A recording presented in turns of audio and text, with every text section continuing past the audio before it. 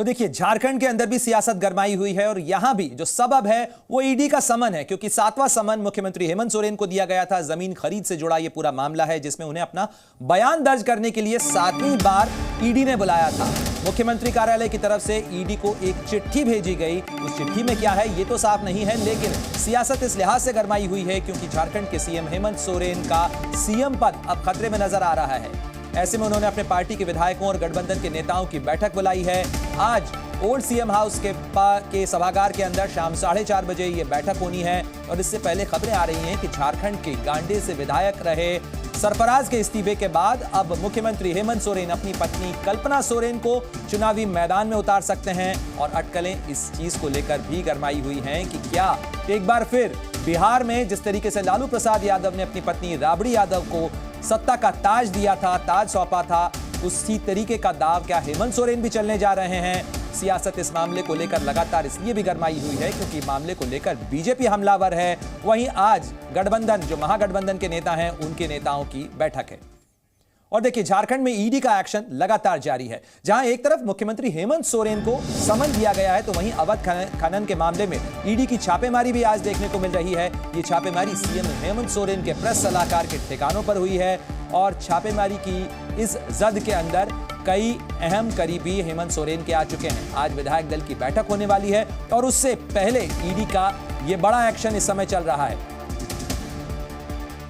तो मुख्यमंत्री हेमंत सोरेन और उनके करीबियों के आसपास ईडी का कसता हुआ शिकंजा और रांची में ईडी की छापेमारी की कवायद जहां चल रही है, वहीं जेएमएम का बयान भी इस मामले को लेकर सामने आया है। जेएमएम प्रवक्ता ने इसे राजनीति से प्रेरित कार्रवाई बताया है। साथ ही कहा है कि जब बीजेपी को जनता का मत नहीं मिलता है तो वो जांच एजेंसियों का हथकंडा अपनाने लग जाती है। और देखिए, जेएमएम को जनता ने चुना है, ये भी जेएमएम की तरफ से कहा गया और कहा गया कि 2024 में भी जनता जेएमएम के ही साथ रहेगी। हालांकि ये तो चुनावों में पता चलेगा कि जनता किसका साथ देती है, लेकिन फिलहाल सांसद के अंदर नजर आ रही है जेएमएम की सियासत, क्योंकि जहां एक तरफ मुख्यमंत्री के इर्द गिर्द ईडी का शिकंजा कसता हुआ नजर आ रहा है, वहीं साथ ही जो सियासी हलचल है वो भी तेज है, क्योंकि आज विधायक दल की बैठक बुलाई गई है और देखना होगा कि महागठबंधन के जो विधायक हैं वो किसे नेता चुनते हैं। राजनीति से प्रेरित हताशा, निराशा, जब आप जनता का प्यार आपको नहीं मिल सकता है, जब जनता का मत आपको नहीं मिलता है भारतीय जनता पार्टी, तब इस तरीके का वो हथकंडा अपनाते हैं केंद्रीय एजेंसियों के माध्यम से, गवर्नर के माध्यम से।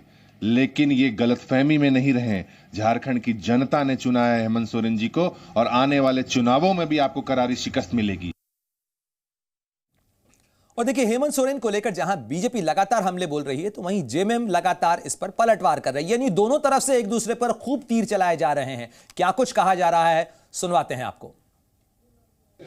जिस ढंग से सरफराज अहमद विधानसभा की सदस्यता से त्यागपत्र देना और चर्चा जोरों पर है कि हेमंत सोरेन जी कुछ समझ में अब आ चुका है कि लगता है कि वो होटवार के वो करीब पहुंच चुके हैं। इसलिए बिहार में जिस प्रकार से लालू यादव ने बेओर जेल जाने के पहले अपने पत्नी को बना दिया था, तो वैसे उनके लिए जगह खोज रहे हैं बनाने का।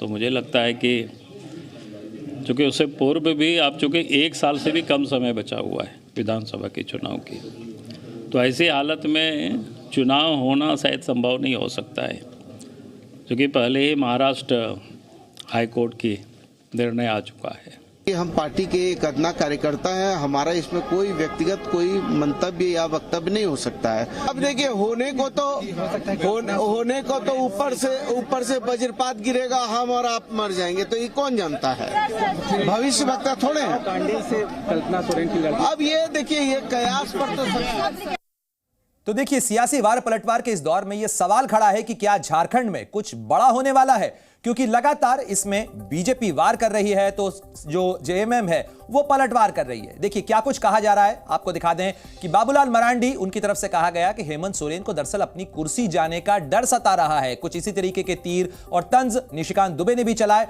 वहीं सरकार की तरफ से पलटवार किया गया कि हेमंत सोरेन को हटाए जाने की जो तमाम अटकलें हैं वो निराधार हैं। हेमंत सोरेन ने खुद भी इन अटकलों को खारिज किया कि वो अपनी पत्नी कल्पना सोरेन को मुख्यमंत्री बनाने जा रहे हैं। तो झारखंड में जो तमाम सियासी हलचल चल रही है उसके बीच आज विधायक दल की बैठक बुलाई गई है और ये विधायक दल की बैठक महत्वपूर्ण मानी जा रही है। कांग्रेस जो कि जेएमएम के साथ में गठबंधन की सरकार में है। झारखंड के अंदर उसके प्रदेश प्रभारी भी वहां पर पहुंच चुके हैं। रांची के अंदर सियासी हलचल इस समय तेज है। बीजेपी ने वार किया है कि अपनी पत्नी को सीएम बना सकते हैं और गांडे से पत्नी को चुनाव लड़ा सकते हैं। यह सियासत इसलिए भी गरमाई है क्योंकि गांडे से विधायक सरफराज ने 31 दिसंबर को इस्तीफा दे दिया था। हालांकि जेएमएम की तरफ से कहा जा रहा है कि अभी कुछ भी कहना ठीक नहीं होगा, जल्दबाजी होगी। अभी देखना चाहिए कि आखिर सियासी ऊंट किस करवट बैठता है। Zee News.